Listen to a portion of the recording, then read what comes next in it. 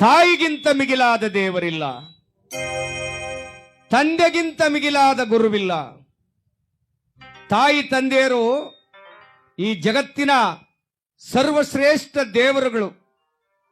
ಭಗವಂತ ಎಲ್ಲ ಕಡೆ ಇರೋಕ್ಕಾಗೋದಿಲ್ಲ ಅಂತಾನೆ ತಾಯಿ ತಂದೆಯರನ್ನ ಸೃಷ್ಟಿ ಮಾಡಿದ್ದಾನೆ. ಅವರೇ ಬ್ರಹ್ಮ, ಅವರೇ ಸರಸ್ವತಿ, ಅವರೇ ಪರಮೇಶ್ವರ, ಅವರೇ ಪಾರ್ವತಿ, ಅವರೇ ಶ್ರೀಮನ್ನಾರಾಯಣ, ಅವರೇ ಲಕ್ಷ್ಮಿ. ಇವರಲ್ಲದೆ ಜಗತ್ತಿನಲ್ಲಿ ಯಾವ ದೇವತೆಗಳನ್ನು ಕಣ್ಣಾರೆ ನೋಡ್ಲಿಕ್ಕಾಗೋದಿಲ್ಲ. ನೋಡಿ, ತಾಯಿ ತಂದೆಯರ ಸ್ಥಿತಿ ಇವತ್ತು ಯಾವ ಮಟ್ಟಕ್ಕೆ ಹೋಗ್ತಾ ಇದೆ ಅಂದ್ರೆ, IPL ಗ್ಯಾಂಬ್ಲಿಂಗ್ ನಡೀತಾ ಇದೆ. IPL ಕ್ರಿಕೆಟ್ ಟೂರ್ನಿ ಶುರುವಾಗಿದೆಯಲ್ಲ, ಎಷ್ಟೋ ಮಕ್ಕಳು ಆತ್ಮಹತ್ಯೆಗೆ ಶರಣಾಗ್ತಾ ಇದ್ದಾರೆ. ತಾಯಿ ತಂದೆಯರು ಅನಾಥವಾಗ್ತಾ ಇದ್ದಾರೆ. ದಯಮಾಡಿ ಮಕ್ಕಳನ್ನ ಸರಿದಾರಿಗೆ ತಂದುಕೊಳ್ಳೋದು ನಿಮ್ಮ ಕರ್ತವ್ಯವಾಗಬೇಕು. ಮಕ್ಕಳಾದವರು ಕೂಡ ತಾಯಿ ತಂದೆಯರನ್ನ ಪ್ರೀತಿಯಿಂದ ನೋಡಿಕೊಳ್ಳೋದು ಮಕ್ಕಳ ಕರ್ತವ್ಯವಾಗಬೇಕು. ಒಂದು ದಿನ ದೇವಸ್ಥಾನಕ್ಕೆ ಹೋಗಿ ಗಂಧದ ಕಡಿ ಹಚ್ಚಲಿಲ್ಲ ಅಂದ್ರೂ ಯಾವ ದೇವರು ಬೇಜಾರು ಮಾಡ್ಕೊಳ್ಳೋದಿಲ್ಲ. ಒಂದು ದಿನ ದೇವರಿಗೆ ನೈವೇದ್ಯ ಇಡ್ಲಿಲ್ಲ ಅಂದ್ರೂ ಯಾವ ದೇವರು ಉಪವಾಸ ಇರೋದಿಲ್ಲ. ಆದರೆ ಮನೇಲಿರ್ತಕ್ಕಂಥ ತಾಯಿ ತಂದೆಗೆ ಒಂದು ತನ್ನ ಹಾಕ್ಲಿಲ್ಲ, ಪ್ರೀತಿಯಿಂದ ಮಾತಾಡಿಸ್ಲಿಲ್ಲ ಅಂದ್ರೆ ಎಲ್ಲಾ ದೇವರುಗಳು ನಿಮ್ಮ ಮೇಲೆ ಮುನಿಸ್ಕೊಳ್ತಾರೆ. ಒಂದು ಕಥೆ ಹೇಳ್ತೀನಿ ನಿಮಗೆ, ಪ್ರೀತಿಯಿಂದ ಕೇಳಿಸ್ಕೊಳ್ಳಿ. ಯಾವ ಸ್ಥಿತಿಯಾಗಿದೆ ಮಕ್ಕಳ ಸ್ಥಿತಿ ಇವತ್ತು ಅಂದ್ರೆ, ಒಬ್ಬ ಮಗ ಇದ್ದ. ಆ ತಾಯಿ ಮಗನನ್ನು ಬೆಳೆಸೋದಕ್ಕೆ ಸಾಕಷ್ಟು ಕಷ್ಟ ಬೀಳ್ತಾ ಇತ್ತು. ಗಾರೆ ಕೆಲ್ಸಕ್ಕೆ ಹೋಗ್ತಿದ್ಲು, ಮಗ ಹಸ್ಕ ಮಲಗಬಾರ್ದು ಅಂತ. ಗಂಡ ಸತ್ತೋಗಿದ್ದ, ಒಬ್ಬನೇ ಮಗ. ಕೂಲಿ ಕೆಲ್ಸಕ್ಕೆ ಹೋಗೋಳು, ಕಳೆ ಕೀಳಕ್ ಹೋಗೋಳು, ಏನು ಕೆಲಸ ಸಿಗ್ತದೋ ಎಲ್ಲ ಹೋಗೋಳು. ಏನು ಕೆಲಸ ಇಲ್ಲ ಅಂದಾಗ 4 ಮನೆ ಸೆರಗೊಡ್ಡಿ ಒಂದು ತನ್ನ ಇಸ್ಕ ಬತ್ತಿದ್ಲು ಆ ತಾಯಿ. ಮಗನನ್ನ ಬೆಳೆಸಿದ್ಲು. ಅಂಗಾಲು ಕೆಳಗಿಟ್ರೆ ಎಲ್ಲಿ ಸೌದೋಗ್ತಾನೋ ಅಂತ ಆ ಮಗ ಬೆಳೆದ. ಆ ತಾಯಿ ಮಗ ವಯಸ್ಸಿಗೆ ಬಂದು ಮಗನನ್ನು ನೋಡಿ ಅನ್ಕೊಂಡ್ಲು, ಒಂದು ಮದುವೆ ಮಾಡಿಬಿಟ್ರೆ ನನ್ನ ಜವಾಬ್ದಾರಿ ಕಳೆದು ಹೋಗುತ್ತೆ ಅಂತ. ಎಲ್ಲಾ ತಾಯಿ ತಂದೆರಿಗೂ ಅದೊಂದು ಸಂತೋಷ. ಮದುವೆ ಆಯ್ತು.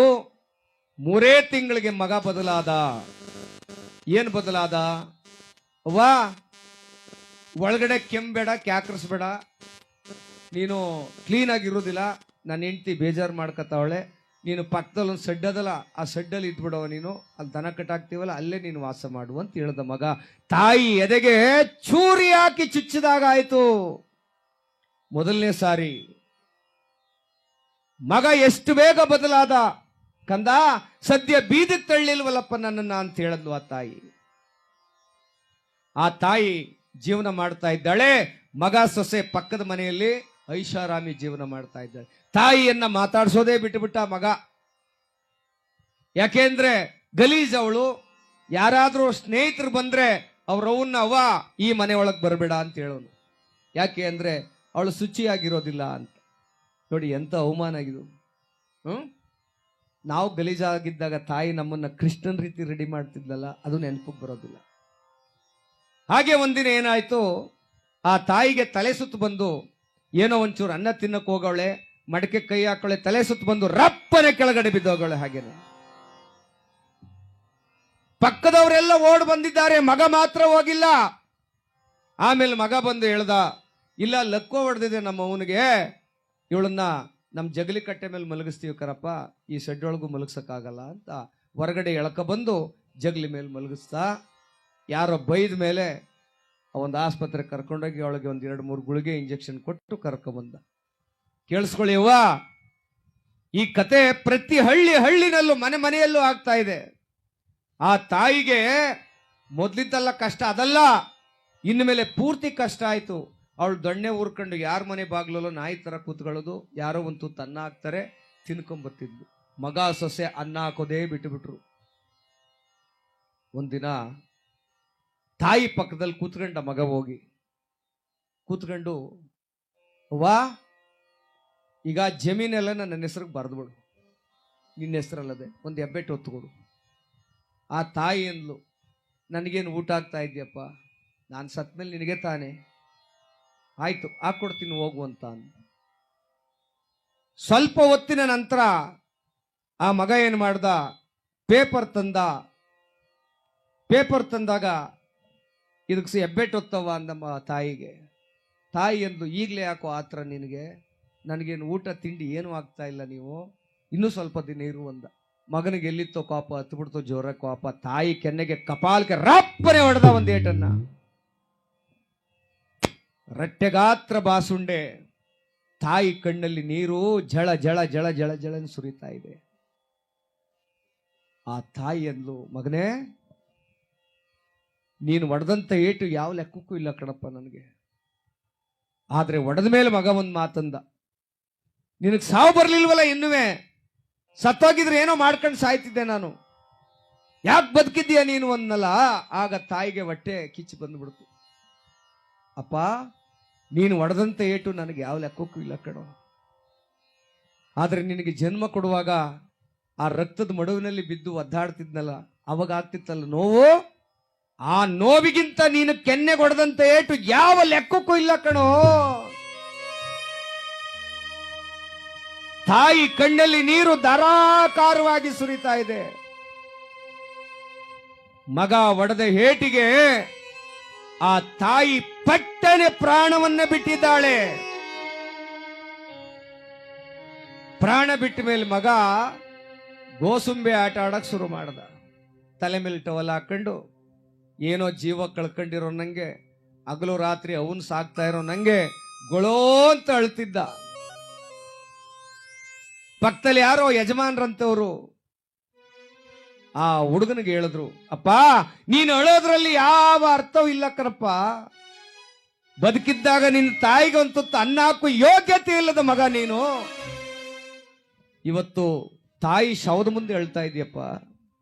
ಇಲ್ಲ, ನೀನು ಅಳುವಂಥದ್ದಿಲ್ಲ, ಅತ್ರೆ ನಿನ್ನ ತಾಯಿಗೆ ಸ್ವರ್ಗ ಸಿಗಲ್ಲ. ಯಾವ ಮಕ್ಕಳು ತಾಯಿ ತಂದೆಗೆ ದ್ರೋಹ ಬಗಿತಾರೋ, ಯಾವ ಮಕ್ಕಳು ತಾಯಿ ತಂದೆಗೆ ಅನ್ನ ಹಾಕೋದಿಲ್ವೋ, ಆ ಮಕ್ಕಳನ್ನ ದೇವರು ಕೂಡ ಕ್ಷಮಿಸೋದಿಲ್ಲ, ದೇವರು ಕೂಡ ಕ್ಷಮಿಸೋದಿಲ್ಲ. ಬದುಕಿರುವಾಗ ಅನ್ನ ಹಾಕು ಅಂತ ಅಂದ್ರೆ ನಾವೆಲ್ಲ ಹಿಂದು ಮುಂದೆ ನೋಡ್ತೀವಿ, ಆದ್ರೆ ಸತ್ತ ಮೇಲೆ ಸಮಾಧಿ ಮೇಲೆ ಸಾವಿರಾರು ಥರದ ತಿಂಡಿಗಳು ನೀಡುತ್ತೀವಿ. ತಿನ್ನೋದಕ್ಕೆ ಆಕೆ ಇರೋದಿಲ್ಲ, ಬದುಕಿದ್ದಾಗ ತಿನ್ನೋದಕ್ಕೆ ನಾವೇ ಕೊಡೋದಿಲ್ಲ. ಹಾಗಾಗಬಾರ್ದು. ಅವ್ವಾ, ತಾಯಿ ತಂದೆ ಕಳೆಗಳಿಗೆನಲ್ಲಿ ಮಗುವಿನ ತರ ಇರಲಿ, ಅವರ ಪ್ರೀತಿ ಶಾಶ್ವತವಾಗಿರ್ಲಿ. ನಾನು ಹೇಳೋ ಮಾತು ಸತ್ಯ ಅನ್ಸಿದ್ರೆ ಒಂದು ಜೋರಾಗಿ ಚಪ್ಪಾಳೆ ನೀಡ್ರಪ್ಪ ಎಲ್ಲರೂ ಸೇರಿ. ಇವತ್ತು ತಾಯಿ ತಂದೆಯರ ಸ್ಥಿತಿ ಹೀನಾಯವಾಗ್ತಾ ಇದೆ, ಅದಾಗೋದು ಬೇಡ. ಮಕ್ಕಳು ತಾಯಿ ತಂದೆಯರನ್ನ ಹೊರಗಡೆ ಹಾಕೋದು ಬೇಡ. ಅನ್ನ ಹಾಕಿ ಪ್ರೀತಿಯಿಂದ ಸಾಕಿ, ದೇವರು ನಿಮ್ಗೆ ಒಳ್ಳೇದು ಮಾಡ್ತಾನೆ.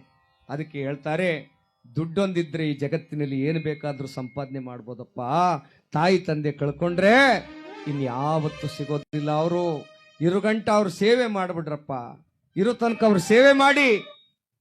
ಎಷ್ಟು ಜನ ಹಬ್ಬ ಹರಿದಿನಗಳಲ್ಲಿ ತಾಯಿ ತಂದೆ ಪಾದಕ್ಕೆ ನಮಸ್ಕಾರ ಮಾಡ್ತಾ ಇದ್ದೀವಿ?